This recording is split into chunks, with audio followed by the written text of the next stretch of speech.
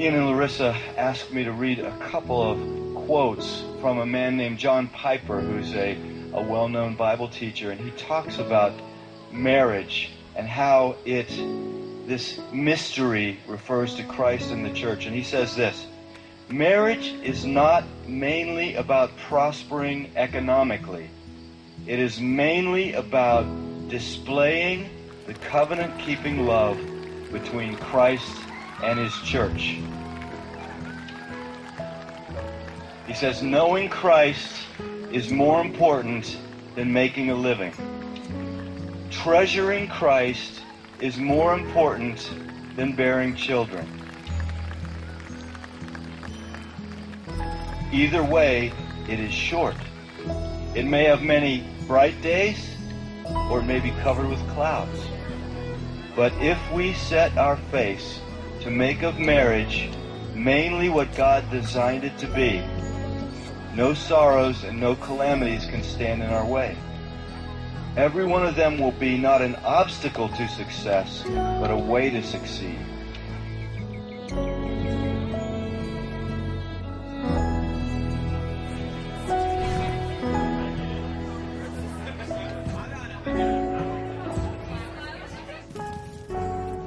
The beauty of the covenant-keeping love between Christ and his church shines brightest when nothing but Christ can sustain it.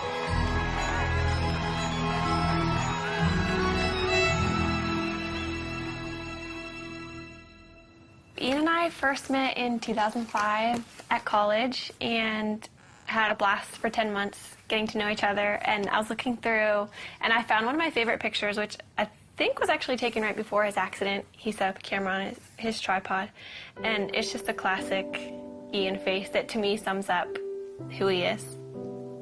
We'd been dating for 10 months, and he was working an extra job for his dad, and he was on his way to work near Pittsburgh. And we got a phone call that he had been in an accident, and we didn't know if it was when he got to work or on his way. And so we got down to Pittsburgh, and I was just praying the whole time in the car that it wouldn't be his brain. After being at the hospital for a few hours, we found out that it was, and he had been in brain surgery for a few hours and had suffered a traumatic brain injury. God totally spared his life. One night, he was failing 4 out of 5 brain activity tests, and the next morning, he was doing well, and his brain was starting to respond again.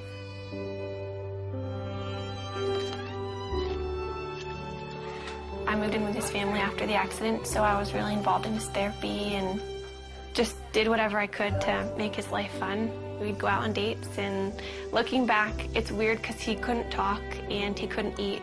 So we probably looked like complete weirdos being on dates, but we had a blast, and I just talked to him all the time. I knew that before Ian's accident, he was very serious about marriage and was ring shopping, so I knew where he was, and that helped me so much. After he couldn't talk, I knew that he loved me, and I knew where he wanted the relationship to go because we were dating very intentionally. We just prayed that marriage would someday happen and watched all of our friends get married and start having families. That was challenging, but we just tried to hold out hope that that would be us someday.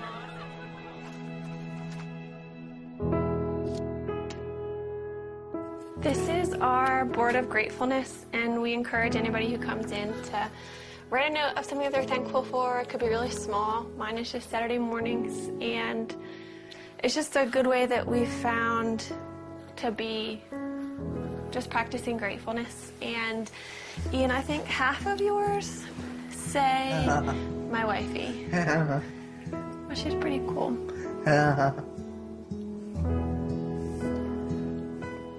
We decided that we couldn't really consider marriage as an option until Ian was able to communicate. But if he could communicate with me, then we could have a marriage, knowing it would be really different. But as long as Ian could talk to me, then we could make it work. So once Ian began communicating, it became a little bit more of an option. And then we just kind of watched Ian progress. How are you? What? How was your day? A conversation I had with his dad, it was one of those conversations where I realized this could happen. Then that August, his dad was diagnosed with brain cancer.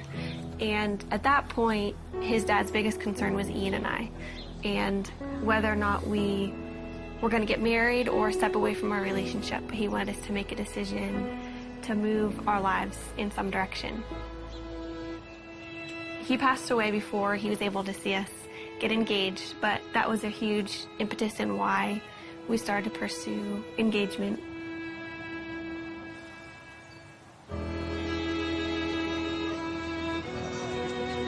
Throughout premarital counseling, we just used this momentary marriage. It was so helpful because John Piper talked a lot about primary things and secondary things, which is really important for us because when we're walking out our marriage practically, Ian can't do the secondary things like working or making a meal for me. Everything that's primary, though, he can do, which is leading me spiritually. Ian always comes back to the foundational truths of who God is and kind of reels me back in from my emotions, and that's the most important thing. We have two friends that we're going through the book with. I think we've just been able to help them see that maybe the little things that they're excited for about marriage are worth being excited about, but they're not the end all and be all of their marriage. But we also have so much to learn, and we're learning from them and things that they share because our relationships are different and we can glean different things from each other. I think what helped us in deciding to make this commitment to each other, at least for me, is knowing that Ian wouldn't have left me if the roles were reversed, and that we love each other and we know that God's going to be faithful to our marriage. We're able to love each other with, I think, a more Christ-like love because of Ian's disability, and just understand that picture a little bit better than if you were healthy. Yeah. Do you agree? Yes.